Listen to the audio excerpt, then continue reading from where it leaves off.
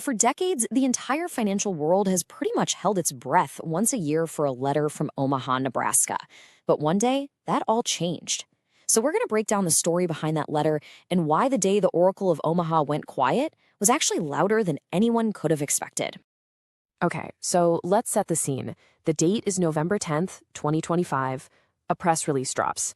At first, it seems like standard stuff, donations, share conversions, but then the tone shifts, big time, and the entire investing world just stops cold.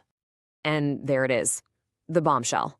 At 95 years old, Warren Buffett announces he's stepping back from his two most iconic roles. He's not just retiring, he's ending an entire era of communication that, for over half a century, has basically been the gospel of finance. So, right away, the biggest and most immediate question gets an answer. Who's taking over? The torch is officially being passed, and the question that has haunted Wall Street for, 20 years? It's finally solved. The plan itself is crystal clear. Greg Abel is the guy. And Buffett doesn't just name him, he gives this incredibly powerful endorsement, calling him a tireless worker. He even gives a stark warning to the board, telling them to give this man an extended tenure. This isn't some gradual transition. It's a decisive, clean handover. Now, this all seems pretty straightforward, right? But it kind of begs the question, why now? What's with a sudden, definitive move? Well, to really understand the timing, we have to look deeper, way beyond the balance sheets and into Buffett's own life story. And that story, it's really dominated by one powerful idea he has, the concept of the ovarian lottery. It's a philosophy that was shaped by just incredible luck and a near-death experience very early in his life. It's crazy to think about, but the world almost never knew the name Warren Buffett. Way back in 1938, when he was just an 8-year-old kid, a single moment of chance nearly erased his entire future before it even began. It was just pure chance. So get this, his family doctor, a guy named Harley Hotz, at first just dismisses his bellyache as nothing serious. But then, something nags at him, a feeling he just can't shake. It makes him turn around and go back late that night. And that one gut feeling, it led to an emergency appendectomy that saved Buffett's life. A single intuition literally changed financial history. And in his own words, it's that simple. He came incredibly close to the edge. And you have to understand, this event wasn't just some childhood scare. It became a foundational piece of how he sees the world and just how random success can be. So that experience, it really solidified into this core belief he calls the ovarian lottery. The whole idea is that so much of who we become isn't really determined by skill or even hard work, but by a total cosmic dice roll of our birth.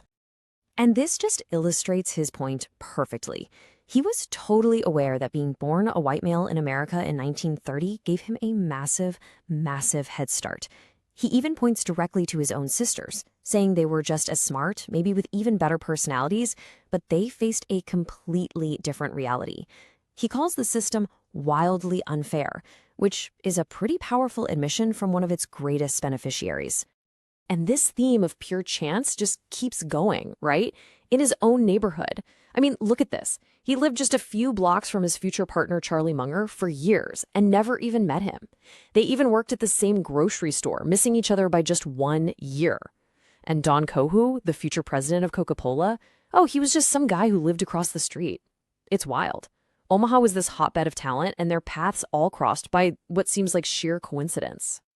But Buffett isn't just reflecting on the past here. He uses all this to issue a pretty stark warning to the future leaders of corporate America. And this is where his letter gets really, really candid.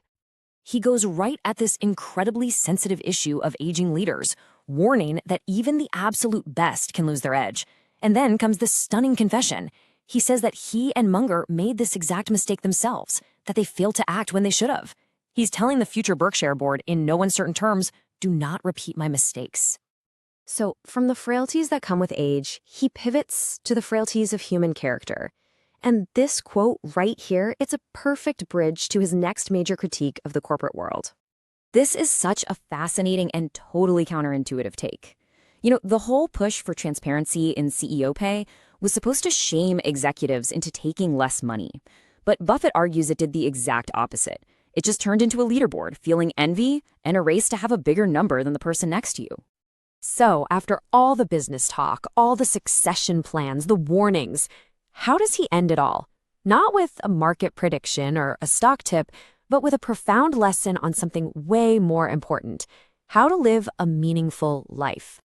He tells this incredible story about Alfred Nobel, the inventor of dynamite. One day, because of a newspaper error, Nobel got the chance to do something basically no one ever gets to do. He got to read his own obituary while he was still alive.